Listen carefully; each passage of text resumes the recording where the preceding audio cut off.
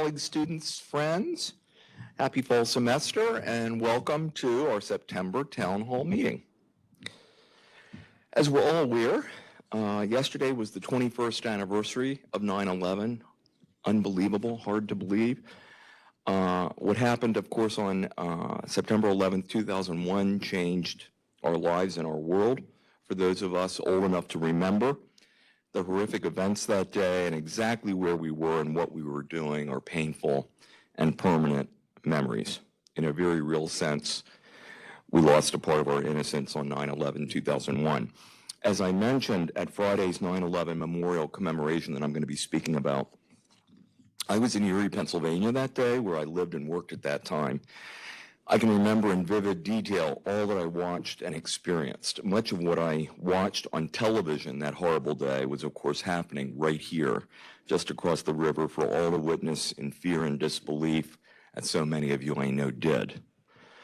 We'll never forget those lost on 9/11, including the heroic first responders who demonstrated the best of humanity in a moment of extreme chaos and brutality. They were running in as everyone else was running out. Today, we honor and remember their courage. We also reaffirm today our commitment to the ongoing fight for peace, liberty, justice, tolerance, and respect for all. So I ask you to join me now in a moment of silence for all of the victims, their families, loved ones, and beyond who were lost in the attacks of 9/11 or devastated by those losses, and for all in our local and world communities who are victims of oppression, violence, racism, and injustice. A moment of silence, please.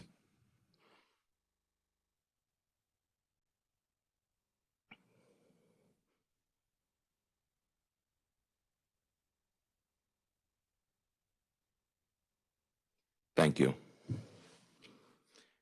So on Friday, the Office of Diversity, Equity, and Inclusion offered a 9/11 memorial event right here and also via WebEx. And the event included moments of silence, reflection, and an inspirational guest speaker.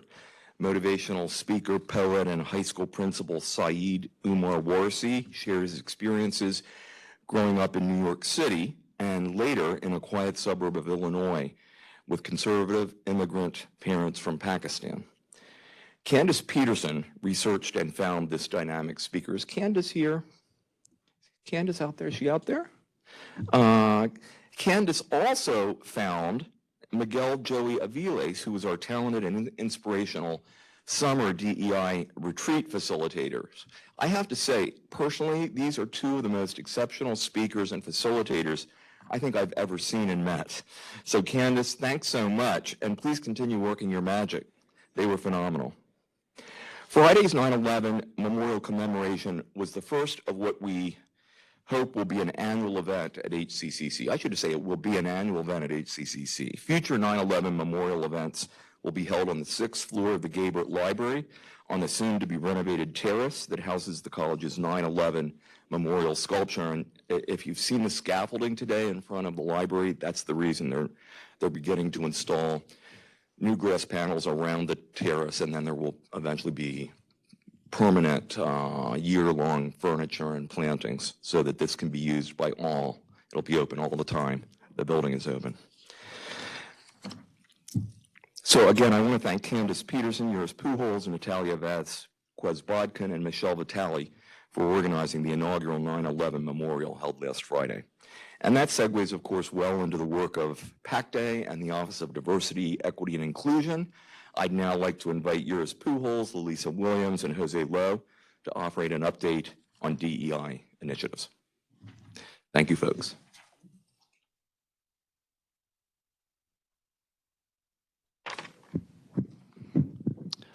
Thank you, Chris. Good afternoon, everyone. I hope everyone's semester is up to a great start, and I will go ahead and speak first about what's happening at the DEI office and generally at the college, and then I'll pass it up to my peers so they could talk what's happening within the goals of PAC Day. As Chris mentioned, we had a really, I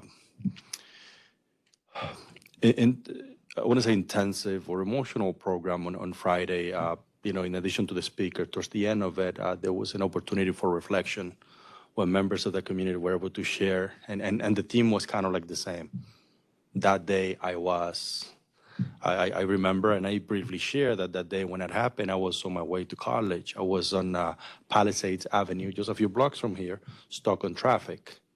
I looking over my left shoulder, seeing what all of that was going on, and it's history, it's national history, it's local history, and for all of us, it's our own personal history because, we share the space and we share the lived experiences. But we had about close to 75 participants, about 25 here in this room, like you are today, but the majority attended through WebEx. So as Chris mentioned, we envisioned this would happen every year, and, we're happy to commemorate and to celebrate, the victims of that day. I also want to share with the group that we've been recognized by Sarah's Daughters. It's a Domestic Violence Awareness Foundation. They're recognizing, the way that they title the recognitions is those who dare to make a difference.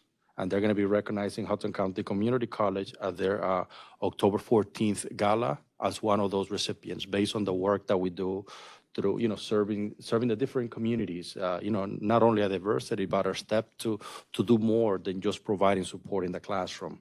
I'm also happy to share, this is really hot of the presses, right?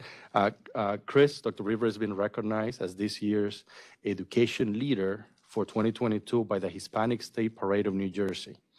And this is just in addition to,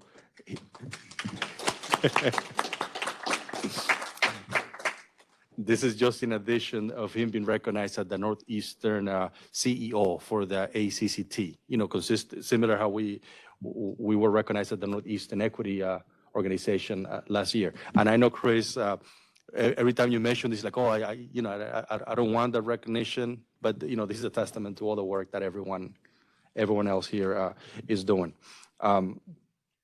Another set of good news, this has been, might have been sharing some places, but we're getting to that date that we're also been recognized for the 2021 Higher Education Excellence in Diversity Award, or HEAT Award, from Insight into Diversity magazine. And as you know, this is the oldest and largest diversity-focused publication in higher education. And the annual award recognizes colleges and universities in the United States that demonstrate outstanding commitment to diversity and inclusion. HCCC is just one of 7 community colleges out of over 100 entities that have been, or colleges and universities that have been recognized. And again, to that, I said, that's all to your credit for everything you've done. Very briefly, the eCornell program is out there. Some of you have signed up, some of you are participating. The Diversity, Equity, and Inclusion Passport program that Veronica and the team are working on is ongoing this semester. We are looking at sustainability options. So we're going to be running a virtual live session and also asynchronous version, so people could do it to see what makes sense, and then we could bring it down next semester to one model, sustainable model that makes sense. Title IX training would also be available. And something that is really exciting is that this year marks the 30th year of the inception of PAC Day, the President's Advisory Council on Diversity, Equity, and Inclusion. And if you look back at what we've done, we've been able to develop goals, develop an action plan. We've developed a structure throughout the college that includes 4 subcommittees, right? Each one with their goals, one steering committee that kind of brings it all together and is married, right, or collaboration with the Office of DEI. So we're happy for that. Chris, thank you for the opportunity to speak today, and I would like to pass it on to my partner so they could give an update. Thank you.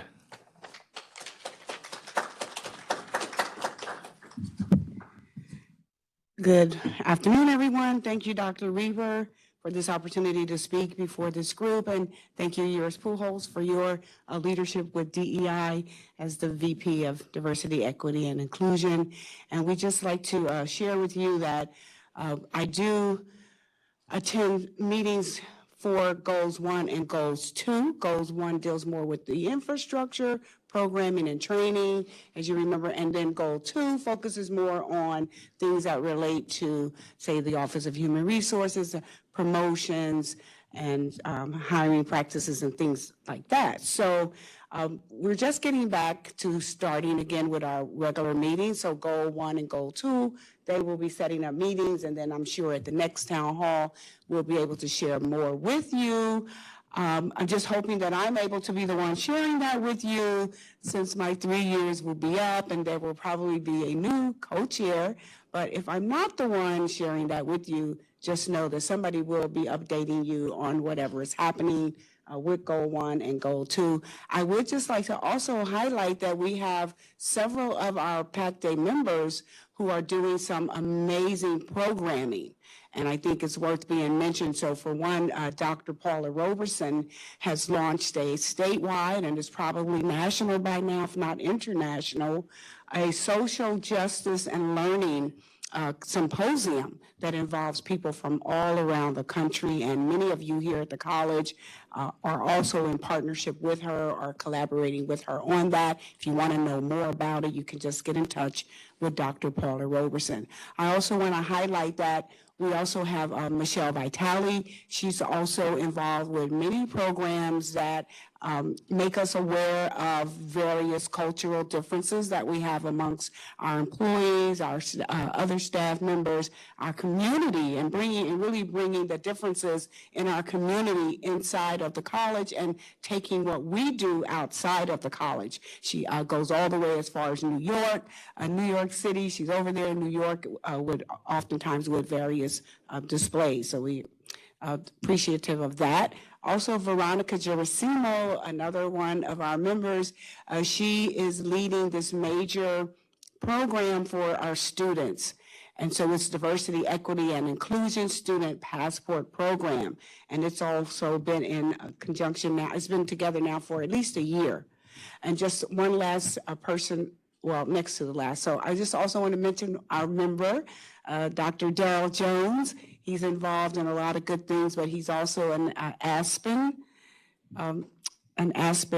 member. I don't know what they call it, student member person. There you go, an Aspen Presidential Fellow. So we are excited about what he's going to be able to bring back and share with PAC Day as well. And then the last person I will mention that is doing something great, and that's Dr. Angela Pack. She launched a full-on student PAC Day, and she's really doing some amazing leadership work with that. But her leadership is allowing the students to lead the way. So they're the officers. They come up with their agenda. Of course, it's closely aligned with everything that we're doing with PAC Day. And now I will turn it over to my co-chair. Of course, I know your name, but Jose Logue. Take it away.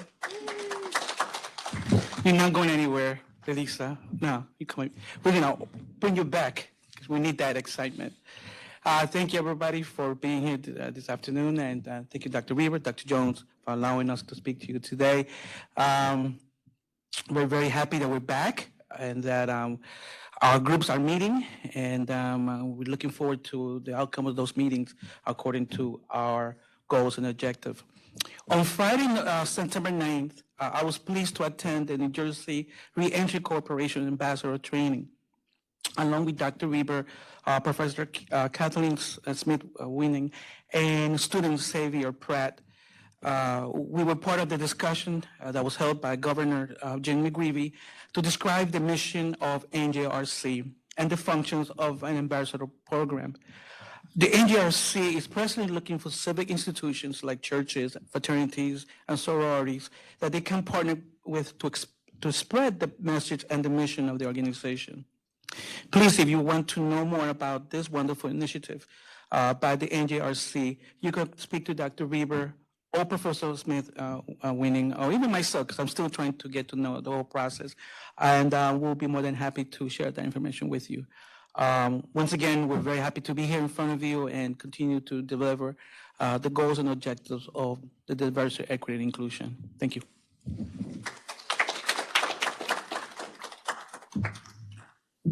Well, thank you so much, Lalisa, Jose, and Eurus. We greatly appreciate all you do for our students and our college. And I'm pleased to share that I've also been invited to be the education speaker at the first annual NJ Pride Chamber of Commerce Summit that's going to be held in Atlantic City during the League of Municipalities annual statewide convening in November. Education is one of 4 priorities for the summit. The others are sports, advocacy, and business. And very importantly, I've been asked to focus my address on DEI initiatives in higher education and to share HCCC's DEI best practices with attendees, which I look forward to doing. The only challenge is going to be keeping the remarks brief. But it's interesting, I've not been involved in this organization. They found us and they know about the work that's being done here. And it's the only LGBT chamber in the state, and representatives from many LGBT organizations in New Jersey, including government agencies and officials, are expected to attend. So I've been honored to have been invited to discuss our DEI work, and more on that to come. I'll let you know how that goes. And hot off the press, it's official. Vice President Anna Krupitsky just notified me that we are now publicly acknowledged as a great college to work for by the Chronicle of Higher Education. I haven't even seen it yet, but Anna tells me it appears on their website today. It will be in probably the next issue of the Chronicle. This is, again, the result of the survey that our workforce completed last spring, and we've been identified as a best practice institution in 5 areas. So we'll be now able to issue our own release about that, and certainly this is something we all own and I think can take great pride in. And I don't know about you, I'm starting to not be able to fit all of the badges on the bottom of my emails, but there's a new badge that goes with this. And this is a pretty important one because this is in the eyes of our employees, not in the eyes of anybody else. So Anna and her team are going to be promulgating the badge. If you would like to add it to your email or any other place, you can put it, I'm sure we'll put it on the website, put it any place you wish. It's something we can all be really proud of. Anna, is there anything you want to say beyond that? No? And once again, kudos to you, Anna, because you and your team spearheaded the survey process. Our recent College Service Day was such a pleasure and success. I hope you all felt as excited about it as I did. The theme of investing in our students and faculty and supporting their success was so appropriate. Let me just mention, I find this sort of fun. So I didn't come up with that theme. I think it's a great theme. But afterward, I heard some feedback. Well, what about staff? Investing in our students and faculty. What about staff? Of course, it should be faculty and staff. But I'm remembering a year or two earlier, I got some feedback. You recognized all these staff, but where were the faculty? So, we have to keep striving because we want to be inclusive. This is truly a celebration for the entire college community. But anyway, I thought the theme was great, basically focused on professional development, and it was a great way to begin our new academic year that's now well underway. Our speaker, Dr. Natasha Nurse-Clark, shared best practices for engaging students in online learning, in addition to numerous helpful workshops that were offered throughout the day, facilitated by a number of you, our faculty and staff. I do want to thank Matt LeBrake and his team for bringing us this outstanding speaker, and Matt, for all you and your team do to promote professional development around online teaching and learning. And we're really looking forward to more workshops and learning opportunities this year related to how we can facilitate and ensure active learning in fully online courses, creating creative teaching tools and techniques and practices, and much more. And at College Service Day, we were also delighted to introduce all of our new and newly promoted HCCC faculty and staff. And very proudly, this includes, and this release just went out, I hope we're going to be seeing this in the papers, 14 new colleagues or promoted colleagues who have just joined our full-time faculty ranks. 14. I think that's cause for celebration. And Michael, I have to look at you because, we meet monthly with the officers of all of our professional associations and the All College Council, and frequently in the PA meeting, there's gentle and appropriate nudging of, are we going to hire more full-time faculty? We need to, full-time faculty are second to none in their importance on students and on the institution. So I'm happy to have been able to follow through. This really moves us forward. We want to keep focusing on opportunities to hire full-time faculty, where there is sustainable need, and it's something that we can afford. And I expect we'll be continuing to try to add to the full-time faculty. And the other thing that I think we can all really be proud of is among these 14 new full-time faculty are some long-serving, dedicated adjunct faculty who are now being promoted to full-time status, and we are wanting to continue to provide those opportunities too. So we welcome all of our new faculty and staff. And as I think everyone, yeah, absolutely. As you all know, I think by this time, on August 18th, we were pleased to host Governor Phil Murphy, Secretary of Higher Education Dr. Brian Bridges, County Executive Tom DeGeese, and other leaders and community members for Governor Murphy's announcement of the new nationally distinctive Pay It Forward program. The well-attended event was held in our Gabriel Library and received comprehensive coverage in the press. I want to thank Dr. Heather DeVries, Dr. Nicholas Chevrolati, Dr. Darrell Jones, and others for planning the event and helping offer the event in consultation with the Office of the Governor. Really importantly, HCCC is one of 3 colleges and universities that were chosen to participate in this initial offering of what Governor Murphy stated again and again is nationally distinctive in the country. We are part of the Pay It Forward program that offers interest-free loans and living stipends, in our case, for nursing students. The other 2 colleges involved in this inaugural cohort are Camden County College and New Jersey Institute of Technology. And the governor's announcement was recorded. It's on our website if you're interested. I think it's also on the governor's website. So that sort of segues into student success, I think. It's my pleasure now to invite our sole chair. We all miss Sheila Dinan already. Hope she's starting to enjoy retirement. So Dr. Heather DeVries graciously has assumed the mantle of the chair of our Student Success Dream Team until a later transition to some new leadership. Heather, love to have an update on student success.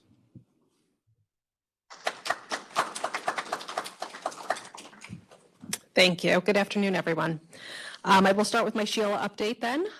Sheila and I have texted a few times since her retirement became official on September 1st. She is doing well. She is enjoying it. And I'll integrate that into my monthly report out, the Sheila update. But our dream team work continues on full force. We took a little hiatus in August just due to conflicting schedules and other events, one of them being the governor's visit to announce the Pay It Forward Fund. But we met in full force and had a really robust meeting last week. And thank you to all those who continue to remain engaged with Achieving the Dream. We are starting to think about Mary and Renee's fall visit, the first of 2 general visits they'll do with us this year, and then they're doing 2 additional visits that are nursing specific. But the first of their general visits is October 31st, which is a Monday, and November 1st. Will be with us all day on the 31st and half day on the 1st, and we're starting to think about what their agenda may look like. Even though October 31st sounds like it's far away, it really is around the corner.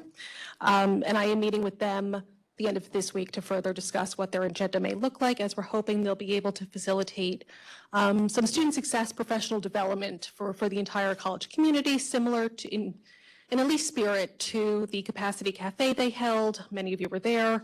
In November 2019, we were all huddled in the STEM multipurpose room and really wanting to capture some of that energy. Otherwise, we'll be looking at a meeting with them, at least one meeting with them with students, our Hudson Scholar students, as well as perhaps some student leaders on campus with PTK, SGA, other organizations. A meeting with PAC Day is always a high point on their agenda, and I thank Yuris and Jose and Lisa for always accommodating PAC Day's meetings around their visits. And then also potentially a meeting with Matt LeBrake and his team for all the work they're doing around online learning, perhaps with OLAC.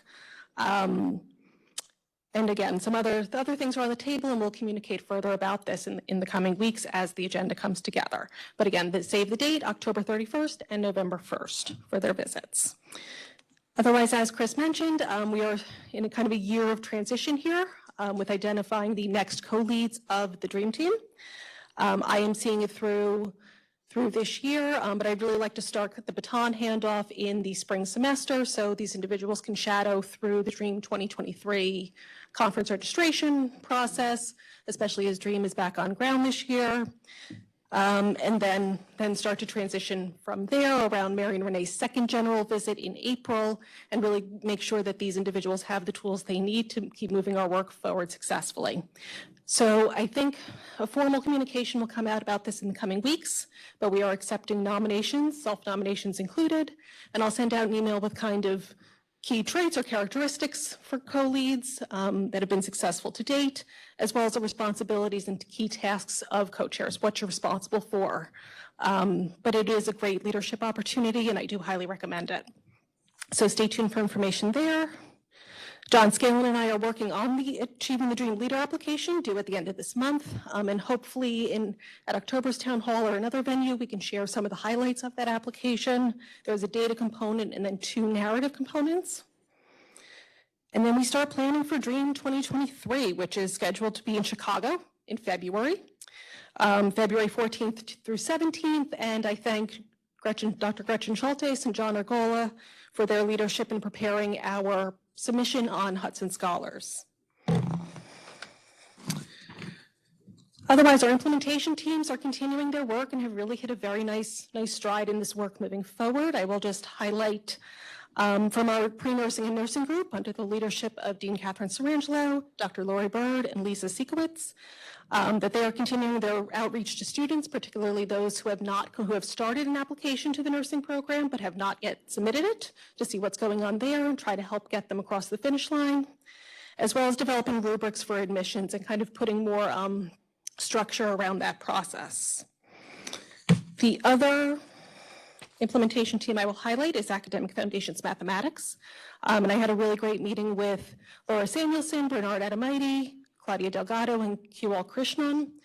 A few weeks ago, it was the day after College Service Day, to provide an update on their implementation and their vision for what they've been referring to as the Emporium Model, which is a more self-directed model of learning where students can work with a computer program, and instructors and tutors are there to provide additional support, facilitate breakout groups on certain topics and concepts, and they are looking to pilot that in the spring. So kudos to their work there.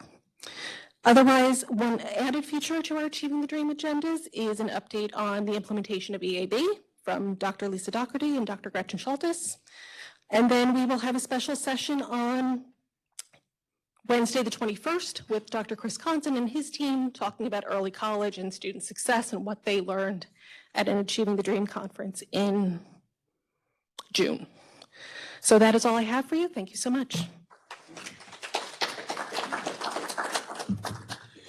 Fantastic, all great work. Thank you so much, Heather. Thanks to all who were involved on the DREAM team, the Student Success Implementation teams, certainly those leading and supporting the Hudson Scholars Project, including our 5 new Hudson Scholars counselors and our 5 Pioneer counselors. That work is just continuing to grow beautifully. And I want to thank everyone who contributes to student success throughout the college. That would be all of us. And next, it's my pleasure to invite North Hudson Campus Executive Director Joe Caniglia to offer an update for the North Hudson campus. Joe.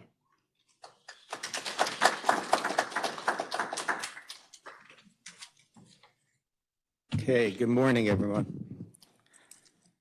So, welcome back to what I hope will be a productive and successful semester. I'd like to give you some updates. On September 26th, the North Hudson campus is hosting a meeting to meet the administrators and staff. Along with that, I've been collaborating with Veronica Gerissimo, and we're also going to have pizza with the president on that day from 12 to 2. On September 29th, Doreen Pontius and Deliana Acosta and the Office of Student Life and Leadership is hosting a suicide prevention event. This is going to be an event for students, for employees, to come and learn about, people, unfortunately, that have issues, to learn how to spot any warning signs. We are also going to be honoring former ESL instructor Joanna Van Gent at this event. So I know everyone's busy, but if you have time, please come and join us. Also, Mala Ogburn and the North Hudson campus team is putting together an in-service for employees and staff. We were originally going to do it in August, but we're putting it off to November. It's going to be a fun event for all and very informative. On November 14th, Angelo Tuzzo and I and the Department of Student Life and Leadership is putting together a conference for students. It's going to be titled the Aspiring Student Leadership Conference, and it's going to take place at the North Hudson campus from 8:30 to 2. The day will be comprised of, welcoming remarks, a keynote speaker, and workshops in the morning and the afternoon, of course, breakfast and lunch. What's going to be really nice is I'm inviting the local high schools to this event in the vicinity of the North Hudson campus. This will give us an opportunity to meet students and hopefully interest a lot of them in wanting to attend Hudson County Community College. So it's going to be a very fun event. Faculty, please invite your students to attend, and you as well, staff, administrators. It's welcome to everyone. Michelle Vitale and I are working on having our second art exhibit, and this time it's going to focus around student artwork. So Michelle and I, and in consultation with Uris, we're meeting tomorrow. So I'll keep you updated on how that proceeds.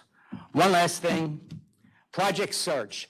This is near and dear to my heart. This is an organization that works with individuals with disabilities, and it gives them the opportunity to gain some job skills. Starting this semester, the North Hudson campus is going to be a host site for Project Search. The individuals that are going to participate will not start until October, but in addition to the individuals being on campus, there's going to be an instructor and a coach. They will be on campus for the entire year that we work with them, and they're going to be starting next week because they want to become familiar with the college and the different departments that the individuals will be working in. I want to give a huge thanks to Lori Margolin. She has been instrumental in supporting me, and actually she introduced me to Project Search. So thank you very much, Lori.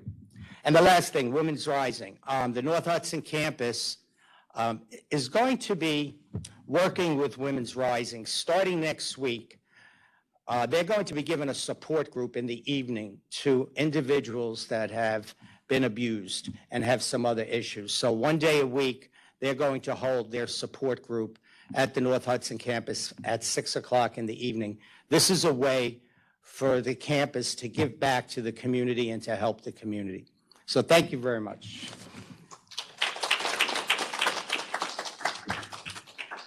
Thanks so much, Joe, and thanks to everyone at the North Hudson campus for continued excellence in serving our students in Union City. Project Search, that's really inspirational, life-changing. So glad we're continuing to expand that. And a number of good things are happening at North Hudson. I want to make sure everyone's aware. One is we are creating a new full-time librarian position there to add to the library staff there, which obviously is fundamental to student success, right? And we thank Dean John Hernandez and Dr. Jones and others for putting that together, and we'll be commencing a search. And two facilities things. I mentioned the renovation of the terrace of the Gabriel Library. We're also fully renovating the 7th floor terrace of the North Hudson campus. That's going to be beautiful.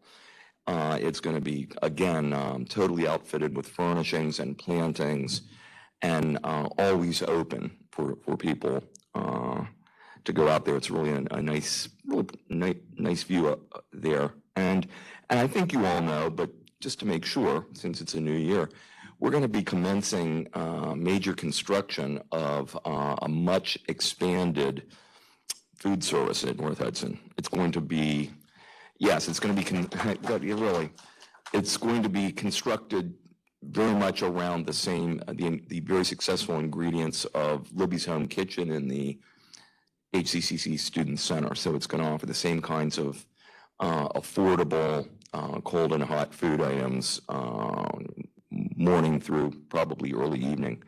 That's going to take much of this year in terms of the construction. We're going to be having to work around it and making sure we manage that so that it doesn't in any way interfere with the activities of that campus, but when it's finished, it should be phenomenal.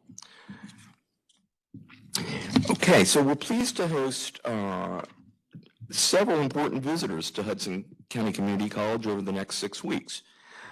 Just this Wednesday, day after tomorrow, the president and CEO of Elution, Laura Ibsen, and about 6 members of her leadership team are going to be visiting us as a follow-up to my invited presentation to the Elution North America Executive Advisory Board in Reston, Virginia last June.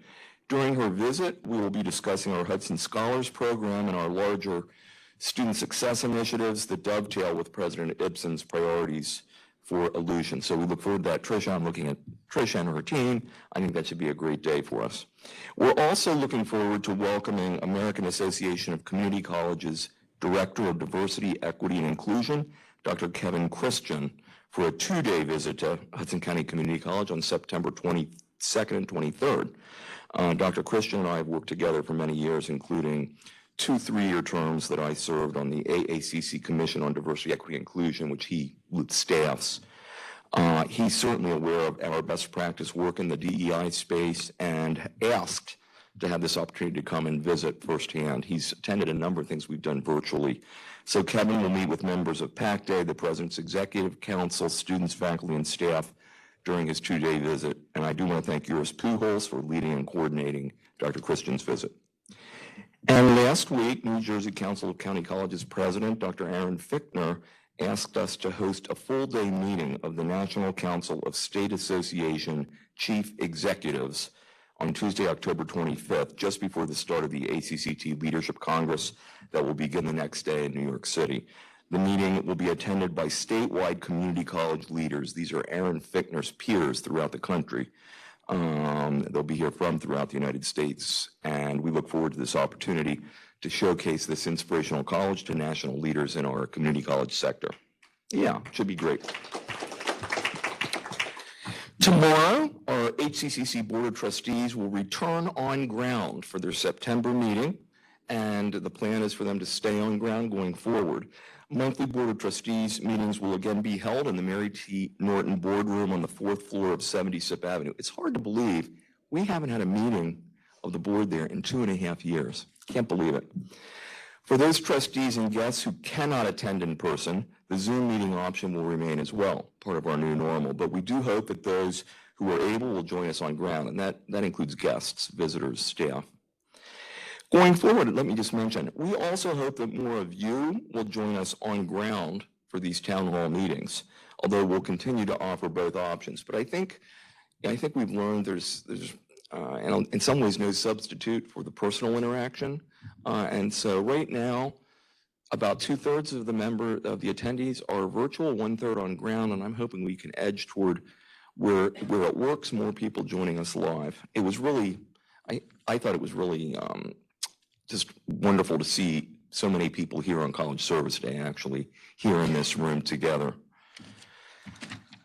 I'm honored to share that at tomorrow's meeting of the board, our trustees will recognize our loved and cherished colleague, the late Paul Dillon, by granting him posthumously the title of Associate Dean of Business, Culinary Arts, and Hospitality Management Emeritus. Emeritus status, as defined by the Board of Trustees in a recently approved new policy, recognizes contributions of long-serving and distinguished faculty and staff upon retirement from Hudson County Community College. Our first cohort of new emeriti faculty and staff will actually, I think according to the procedure, will be selected on or around December 31st, early spring. But we wanted to fast forward the recognition of Paul. And of course, we all miss Paul, and we're so pleased to have him recognized in this way in perpetuity for the indelible mark that he's left on HCCC. And as you've already heard, we continue to make progress in serving and educating individuals incarcerated at the Hudson Correctional Facility and reentry citizens through the Governor's Reentry Training and Employment Center in Kearney. This too is truly life-changing and community-serving work that we're so proud to be undertaking. Jose already mentioned that some of us attended NJRC ambassador training on Friday in Kearney. And I want to thank Kathleen Smith-Wenning, Jose Lowe, Xavier Pratt, Kathleen's student who attended and who is going to be an ambassador, and Allison Wakefield. Thank you all for your willingness to serve as NJRC ambassadors. These are people who are trained volunteers to assist reentry citizens.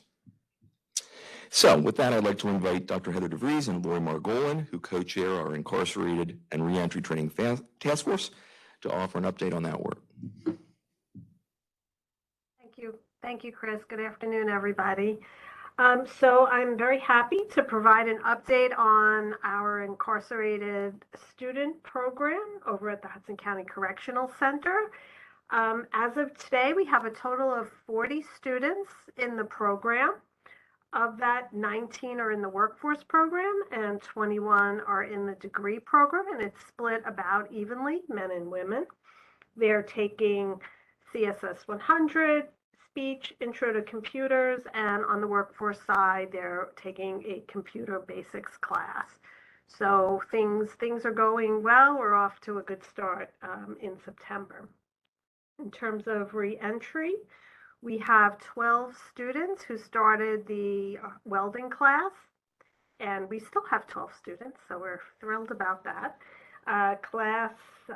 They're preparing for the American Welding Society certification, and class should end beginning of November. We're also offering monthly computer classes in person at Kearney and other locations for NJRC clients. So I'd like to thank the deans, faculty, coordinators, CEW staff, and our partners for all their work on these programs. We so appreciate what you give to them, and that we're able to provide these services to our students. So thank you. Heather? Thank you, Lori. And I will add up with our partnership with NJRC. We graduated our first group of culinary students in the hot food proficiency certificate. 4 students completed it. 4 out of 5. So that's a really good success rate, and we're very, very proud of them. Thank you to Dr. Ara Karkashian and his team of chefs who really supported the students and went above and beyond to help them reach the finish line. So thank you. Otherwise, we're looking at our second cohort. When to start is just kind of a logistical matter at this point, but we had a really good debrief meeting with Lori, Ara, and I had a really good debrief meeting with our partners at NJRC 2 weeks ago now, I think, to think through, how we can continuously improve, and we really look forward to launching this second cohort. NJRC tells us that demand remains strong for this training, and we're hoping it's even stronger once some of our new graduates can really speak about their experience and how powerful it was.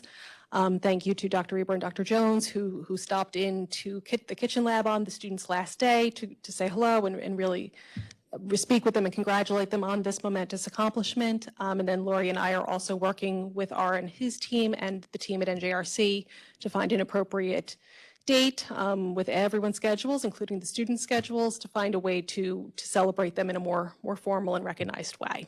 So more information to come there. That's all we have. Thank you.